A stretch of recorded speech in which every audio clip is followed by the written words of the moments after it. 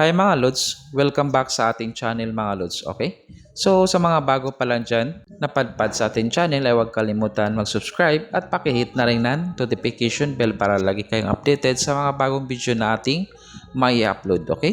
So ngayon mga Lods, meron tayo dito RS125 mga Lods, no?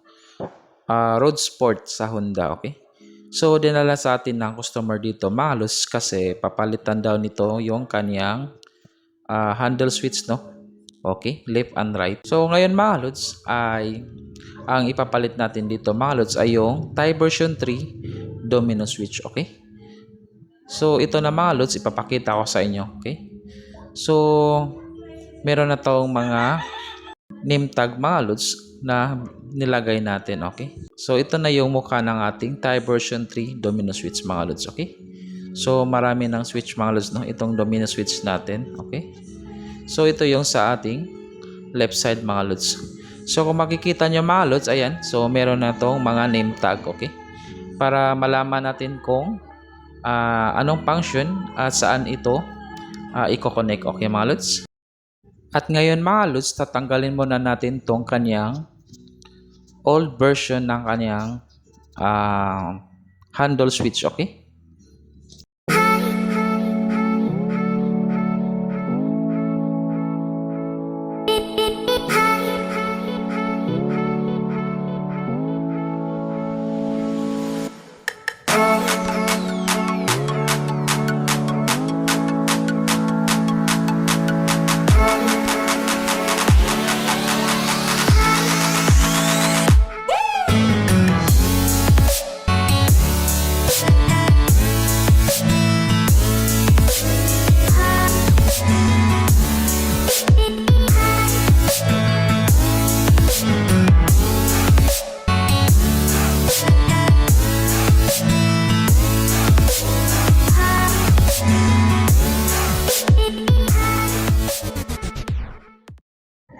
Tapos na nating matanggal yung ating lumang switch mga lods. So ito na mga lods, yung ating Thai version 3 domino switch, no? So ilalagay na natin sa motor.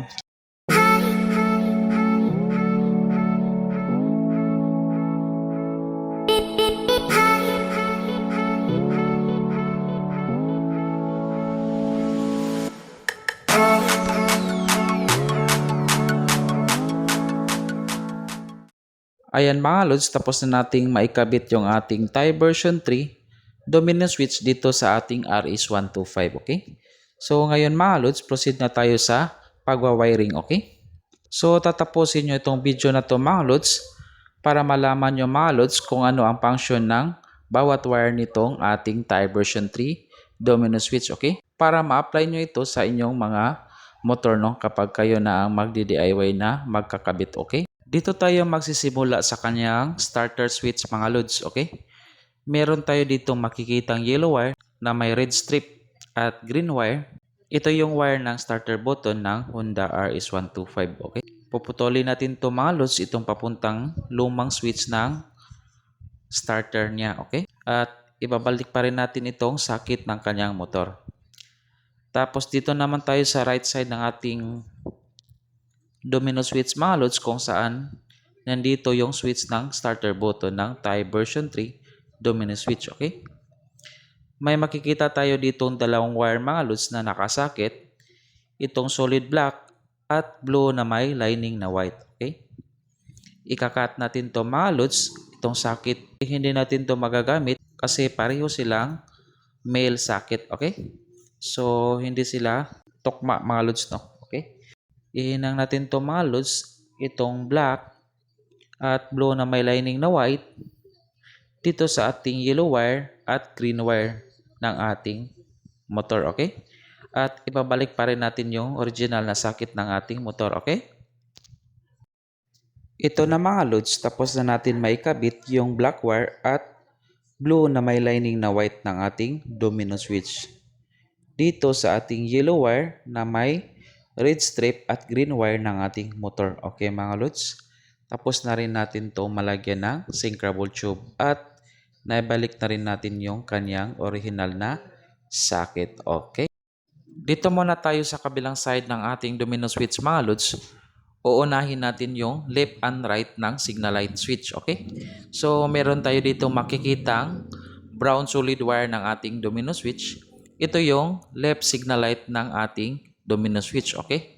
Hindi na kayo malilito nito mga lods kasi nilagyan ko na ito ng name tag, no? Bawat wires, okay? So, bubunutin natin to sa kanyang pagkakasakit mga lods, itong brown wire natin, okay? At hahanapin nyo yung orange wire ng motor. At ikakabit natin yung brown at orange wire, itong dalawa, okay? Kasi itong orange wire ng ating RS125 mga lods ay ito yung papuntang left signal light switch ng Honda. Okay mga lods? Tapos na natin may kabit yung left signal light switch ng ating domino switch mga lods, okay? Dito naman tayo sa right signal light switch ng ating domino tie version 3, okay? Meron tayo dito makikitang light green wire. Ito yung papuntang right signal light ng domino switch natin, okay? Same process lang mga lods, bubunutin natin to sa pagkakasakit itong light green wire. At ikakabit natin to sa light blue wire ng ating motor, okay? Itong light blue wire ng ating motor mga lods sa RS125 ay ito yung papuntang right signal light switch, okay? I know you feel like you want me, and I guess in a way you do.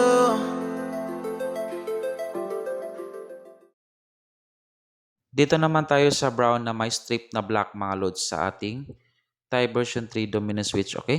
Ikakabit natin to papunta doon sa ating flasher relay ng ating motor, okay? Para yung ating left and right signal light switch ay magpa-flasher, okay?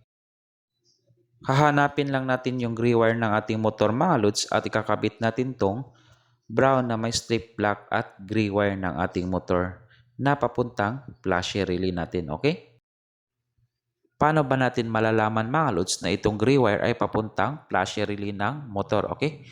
Madali lang ito mga lods, kukuha lang tayo ng test light at yung isang clip ng test light natin mga lods ay kakabit natin doon sa body ground ng ating motor, okay? Or sa negative ng battery. At yung isang terminal pin ng ating test light ay itusok mo doon sa gray wire na nakasakit, okay? So, first natin gawin mga lods ay on muna natin yung susian mga lods, okay? At makikita nyo mga lods, itusok natin doon sa sakit ng gray wire.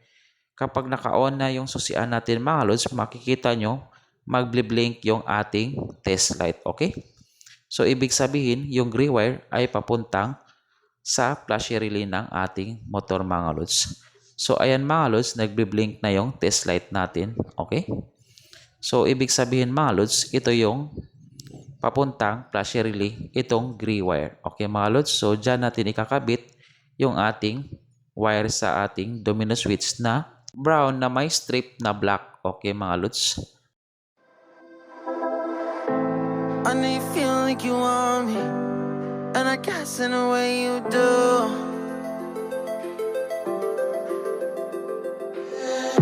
Holding my breath, unraveling emotions.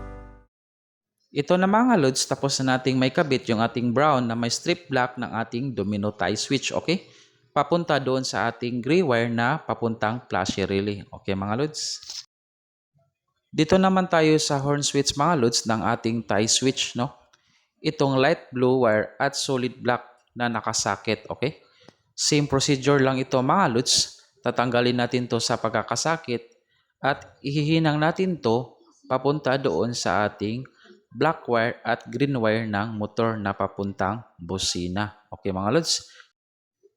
Itong black wire ng ating tie switch mga lods ay kabit nyo dito sa black wire ng motor na papuntang busina. Okay mga lods? So dito nyo yan, ihinang natin to dito mga lods. Ayan, so black to black lang mga lods, color coding lang tayo mga lods, okay? I know you feel like you want me, and I guess in a way you do.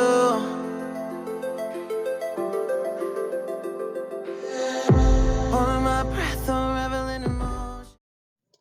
Ito na mga lods, tapos na nating may kabit yung black wire ng ating tie switch at black wire ng ating motor na papuntang busina. Okay mga lods? Dito naman tayo sa light blue wire ng ating tie switch mga lods. ikakabit natin to sa green wire ng motor papuntang busina. Pero binago na nila yung wirings mga lods. Puro white wire na yung ikinabit nila dito sa kanyang busina, okay? So dito na lang natin to ikakabit sa white wire na papuntang busina mga lods, okay? I know you feel like you want me, and I guess in a way you do. Ayan mga lods, tapos na nating may kabit yung ating light blue wire ng ating tie switch, no? Papunta doon sa white wire ng papuntang busina, okay?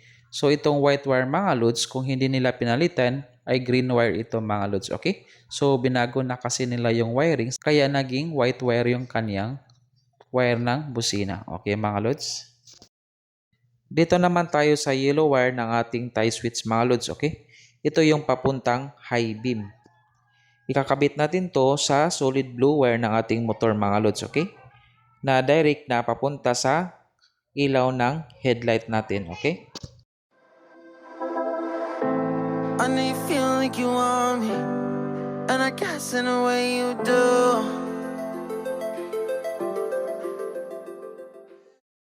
Ayan na mga lods, tapos na natin may kabit yung yellow wire ng high beam ng tie switch, okay? Dito sa solid blue wire ng papuntang headlight ng ating motor, okay mga lods? Tapos na natin may kabit yung high beam mga lods, dito naman tayo sa low beam, okay? Itong green wire ng ating tie switch mga lods, ikakabit natin to sa white wire ng ating motor, okay? Na papuntang headlight. Ang white wire ng ating motor mga lods ay ito yung low beam, okay? I know you feel like you want me, and I guess in a way you do.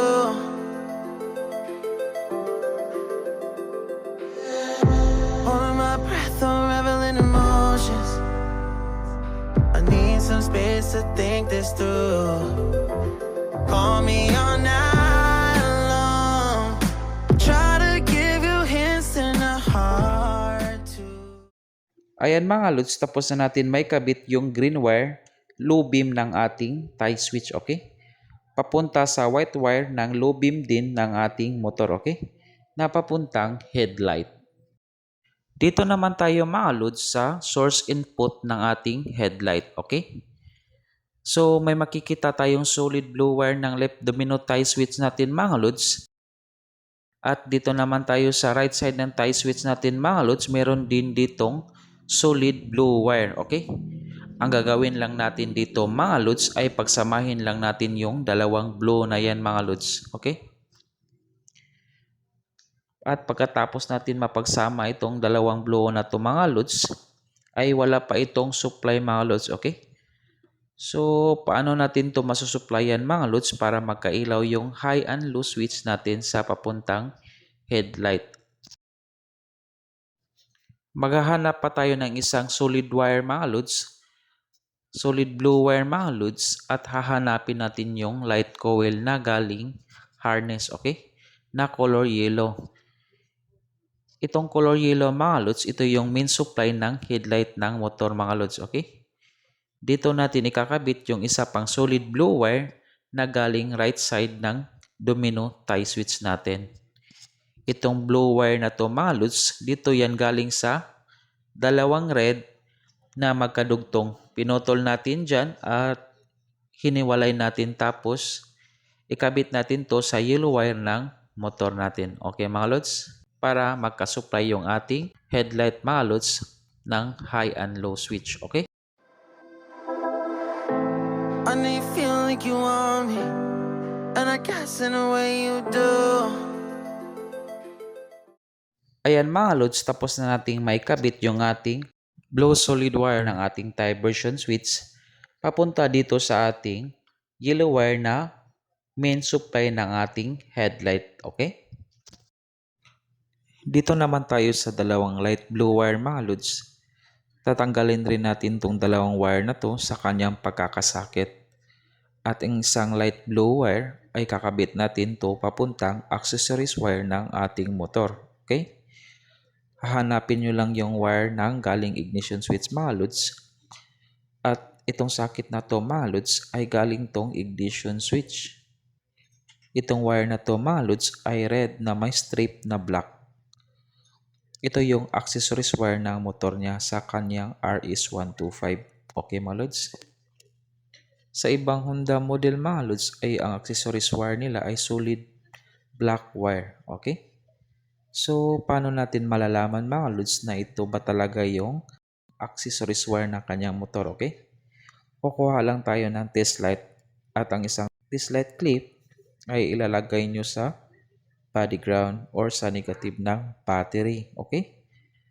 Yung isa mga lods, ilagay din natin sa red na may strip black na galing ignition switch dito sa may socket, okay? Tapos, on natin yung susian. Pag on na susian mga lods, dapat iilaw rin yung test light nyo mga lods, okay? Ayan mga lods, umilaw na yung test light natin. After natin ma-on yung susian. Ibig sabihin mga lods, ito yung hinahanap nating accessories wire ng kanyang motor, okay? Itong isang light blue wire mga lods ay dudugtungan natin to ng wire, okay? Para aabot doon sa ating accessories wire kasi doon natin to ikakabit. Okay mga lods? Ito na mga lods, tapos na natin madugtungan ng wire at ikakabit na lang natin to papunta doon sa kanyang accessories wire ng kanyang motor. Okay mga lods? Tapos na natin may kabit yung isang light blue wire mga lods doon sa accessories wire. Dito naman tayo sa isang light blue wire na natitira mga lods. Hahanapin nyo lang yung dalawang red wire na magkadugtong mga lods at dito natin yan ikakabit yung isang light blue wire na natitira. Okay? I know you feel like you want me, and I guess in a way you do.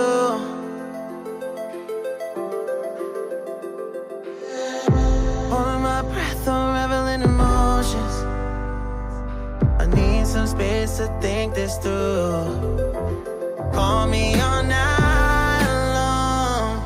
Try to give you hints and a hard to see. Ayan mga lods, tapos na natin may kabit yung isang light blue wire na natitira dito sa ating dalawang red wire na magkadugtong, okay? Kaya pala natin ikinabit itong light blue wire dito sa dalawang red mga lods para masuplayan yan ng ECC wire or positive line para iilaw yung ilaw ng tie switch natin, okay? Ito kasing dalawang red wire mga lods ay yan yung positive wire ng ilaw ng tie domino switch natin, okay? Meron tayo dito makikitang socket mga lods. Ikakabit nyo itong dalawa para masupplyan rin yung kabilang side ng ating handle switch. Para pag on nyo sa ilaw ng tie switch natin ay ilaw din yung kabilang side. Okay? Ipagkabit nyo itong dalawa. Okay mga lods? Dito naman tayo mga lods sa dalawang black wire ng socket na ito. Okay? Ito yung negative o ground wire ng ilaw ng tie version 3 domino switch natin. Okay? Kailangan din natin itong ikabit sa ground ng ating motor. Hahanapin lang natin mga lods yung kulay green ng motor natin, okay? Kasi itong motor na to mga lods ay Honda. So, ang ground niya mga lods ay green wire, okay? Meron na tayo ditong nakaabang na green wire mga lods. Dito na natin ikabit yung black wire o negative ng tie version 3 domino switch natin, okay? So, ihinang lang natin dito mga lods. Lalagyan natin ng syncrable tube. Okay mga lods? I know you feel like you want me, and I guess in a way you do.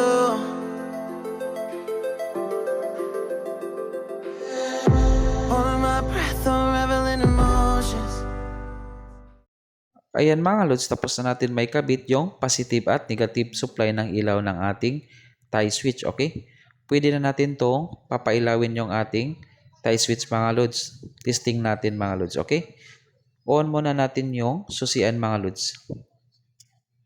Ayan, naka-high yung ating indicator ng headlight. Dito naman tayo sa switch ng ilaw ng ating tie switch, okay? So ayan mga lods, so may ilaw na yung ating tie switch natin. Okay mga lods, napakaganda ng ilaw ng tie switch natin mga lods. Bagay na bagay sa kanyang motor mga lods sa RS125. Okay? Balik tayo sa pagwawiring mga lods. Meron tayong dalawang yellow wire at brown wire mga lods. Itong brown wire mga lods ito ay para sa park light ng motor. Okay? So itong motor niya mga lods ay walang park light. So itabi muna natin to ang brown wire na ito mga lods. Okay? At ito namang dalawang yellow wire mga lods ay ito yung para sa kill switch. Pero hindi na natin to ikakabit kasi gusto ng customer ay itong kill switch wire niya ay gagawin niya lang daw na FX mode. So yan ang gagawin natin sa dalawang yellow wire na yan mga lods. Kakabitan natin yan ng FX mode. Okay? Pero hindi ko na ipapakita mga lods sa pagkabit ng FX mode. Okay? Kasi masyado na mataas yung video natin. Nasa sa inyo kasi yan lods kung anong gusto nyong gawin sa kill switch nyo. Pwede nyo naman gawing underglow yung kill switch, okay? So nasa sa inyo yan mga lods kung anong gusto nyong gawin, okay? Meron pa pala tayong isang wire na natitira mga lods, itong sa passing light, high beam. Kaya linagyan ko ng high beam mga lods kasi automatic na to pag passing light nyo ay yung high beam ng headlight nyo ang magpapassing, okay? Di ko na pala na-record yung pagkabit nito mga lods kasi nakapos yung camera natin, okay? Di ko na malayan pero madali lang ikabit to mga lods. Ikabit nyo lang itong wire na to sa accessories wire, okay? At gagana na yung passing light ng high beam nyo. Pwede rin naman i-customize nyo mga lods kung meron kayong MDL lights. Pwede rin baguhin nyo yung wiring at doon nyo ikabit sa MDL lights nyo pag gawin yung passing lights, okay? Tapos na tayo mag-wiring mga lods sa ating Type version 3 domino switch, okay? At ngayon mga lods, testing na natin yung kanyang domino switch, okay? So ito na yung mukha ng kanyang domino switch mga lods pagkatapos nating maikabit, okay? At ngayon mga lods, on muna natin yung susian niya mga lods, okay? Para matesting na natin. So ayan, naka-on na yan mga lods, naka-neutral. So, papailawin natin yung kanyang tie switch, okay? So, ayan mga lods, dagdag ilaw sa kanyang motor mga lods, ang kanyang switch, okay? So, napakaangas tingnan mga lods at dagdag pogi sa kanyang motor mga lods, okay? So, bagay na bagay ang kanyang tie version 3 domino switch mga lods, okay? At ngayon mga lods, dito naman tayo sa kanyang switch sa kanyang headlight, okay? So, on muna natin mga lods.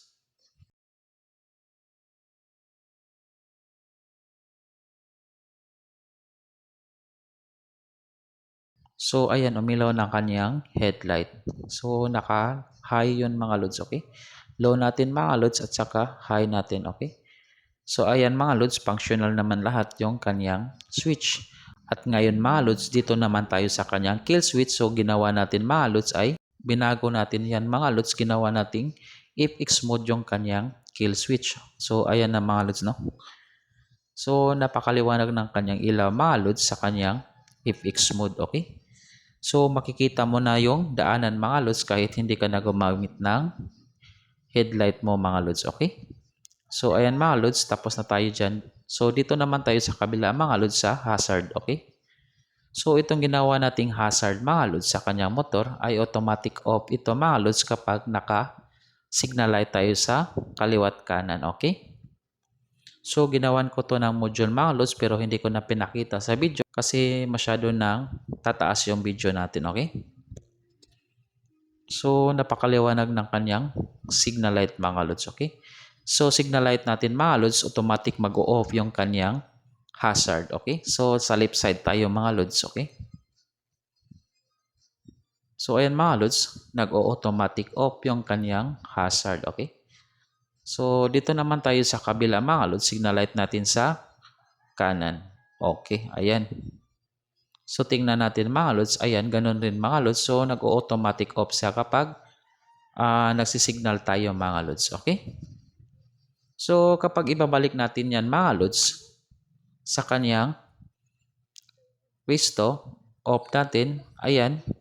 So, mag-automatic yung hazard naman yung babalik, okay? So, napaka-simple lang yan mga lods. Yung ginawa nating FX mode. Hazard auto-off module mga lods, okay? So, ayan mga lods. on natin yung FX mode, okay? So, mag-automatic off rin yung kanyang hazard, okay? So, pag ibabalik natin ng mga load sa kanyang FX mode, kung i-off natin yung FX mode, ay automatic off rin yung kanyang hazard. Pero ganito yung mangyayari mga loads. Ayan. So, dagdag angas na rin mga loads kapag nagsisignal tayo mga loads. So, ang kaliwat kanan mga loads. So, yung isa ay mananatiling mag-iilaw. Okay? So, ganyan ang konsepto ng ating FX mode module mga loads. Okay? So, ayan. Kaliwat kanan mga loads. Okay. Mag-iiwang bukas yung isang signal light. So, ayan mga loads, oh. Napakaganda ng kanyang signal light mga loads. Napakaliwanag. So, babalik natin lahat mga loads.